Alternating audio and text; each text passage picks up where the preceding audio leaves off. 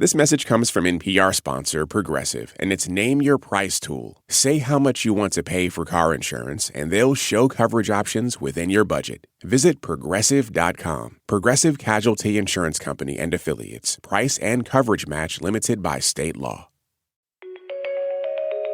Hey, it's NPR's Book of the Day. I'm Andrew Limbong.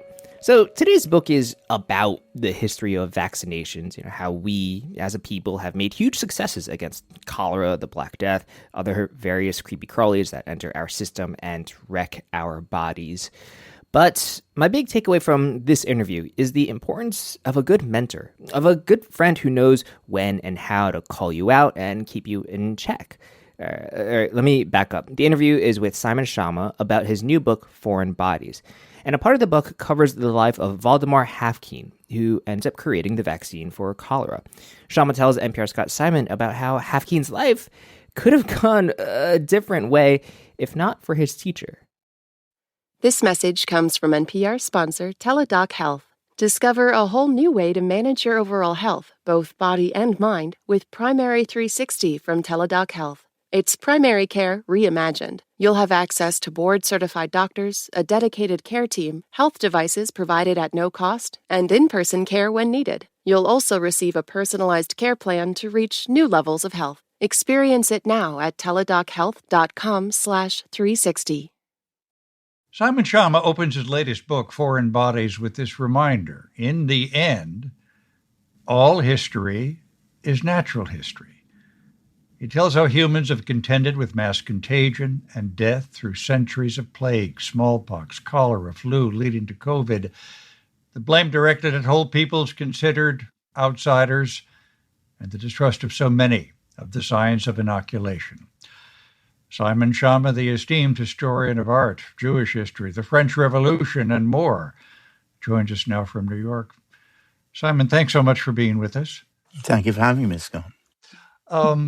Through centuries, humans have blamed people they consider the other for various plagues. Yes, hence the title Foreign Bodies, really. We're two kinds of human, as you well know, Scott. On the one hand, we're capable of incomparable ingenuity of the kind that can produce vaccines in record time, but we're still a kind of old-fashioned basket of suspicions and paranoias and so on. And it's understandable in a way because as the first inoculators who were dealing with smallpox in the early 1700s discovered, it's a very counterintuitive thing to stick what you know is a bit of poison inside your own perfectly healthy body.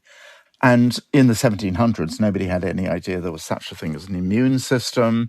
They were astonished that people would want to do that as an act of faith, that you would deliberately bring on a mild attack of smallpox to protect you from dying of it. So there's room, in a way, for thinking that anybody who would promote this was up to no good.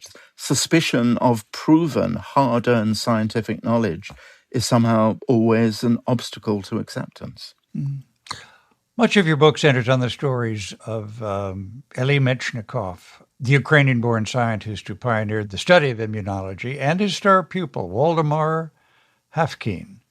Yes, that's right.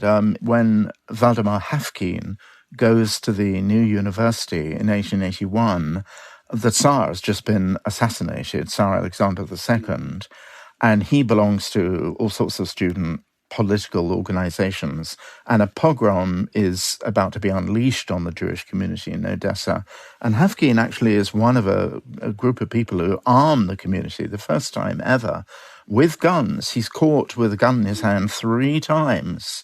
So on the one hand, he has this science life with Metchnikoff, who wins the Nobel Prize in 1908 for his work on immunology. And on the other hand, he's full of a sort of social excitement, I would say, political excitement. And Metchnikoff gets him out of prison because he has good connections in St. Petersburg, on condition that Haffkine will only devote himself to science. And that's more or less what happens. And that's how they came to the Pasteur Institute in Paris?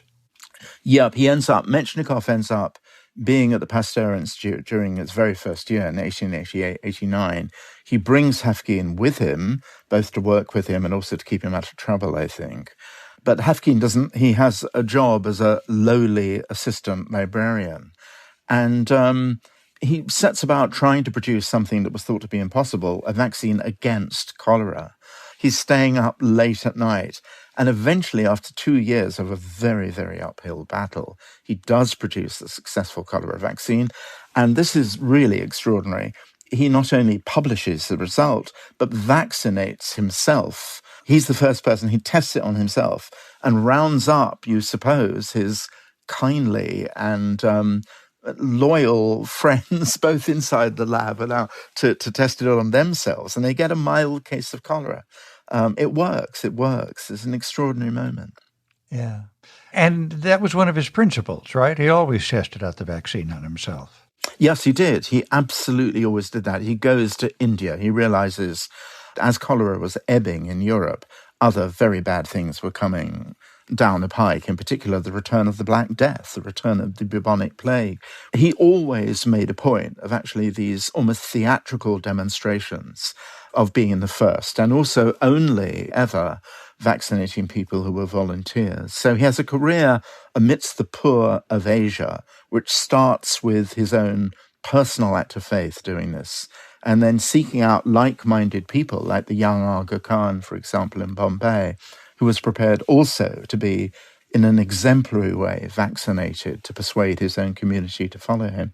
He saved millions of lives in Bombay, didn't he? Yeah, measurably.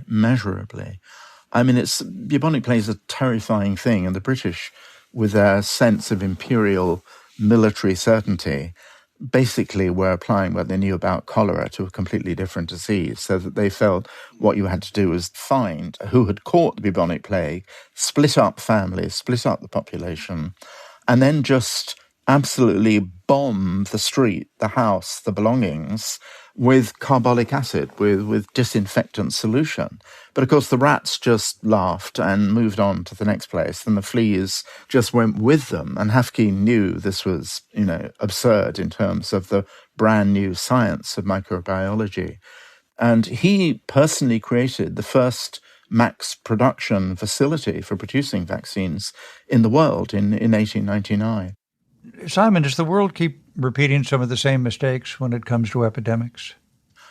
We now, of course, know all about the immune system. We know that it is a lifesaver to give yourself an infinitesimally milder dose of an infection, a pathogen, which, if you don't do that, is likely to kill you. And yet, some of those old suspicions and fears and worries and the sense this is not really necessary just go on and on and on. I mean, the Surgeon General of Florida just the other day warned people not to take the vaccine against the new variants, which are circulating very fast. Your colleagues may indeed have gone down with them, and actually said people should trust their common sense, not listen to experts. What that means is our kind of gut instinct wins over hard-earned scientific knowledge.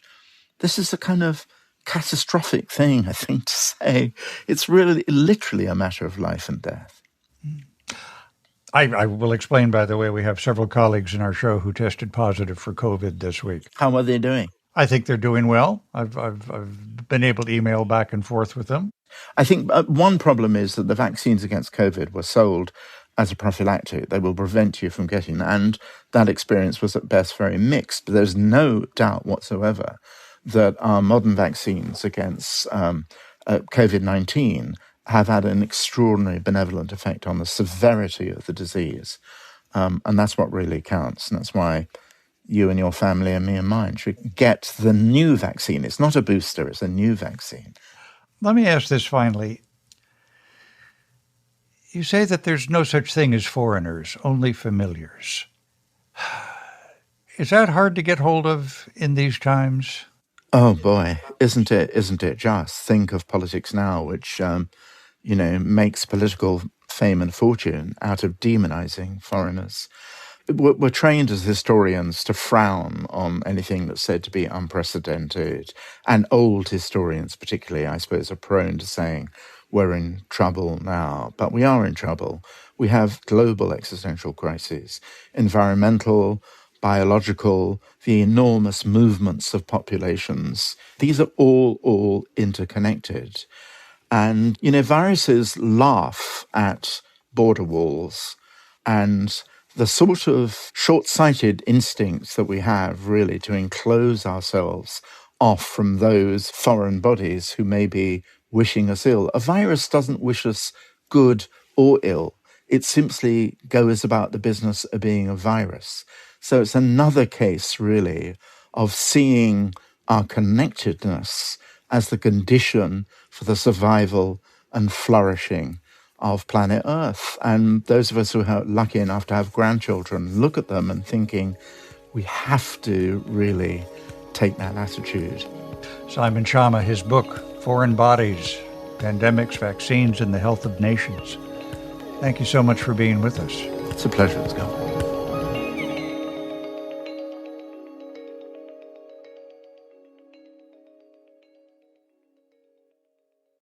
This message comes from Jackson. Seek clarity in retirement planning at Jackson.com. Jackson is short for Jackson Financial Inc., Jackson National Life Insurance Company, Lansing, Michigan, and Jackson National Life Insurance Company of New York, Purchase, New York.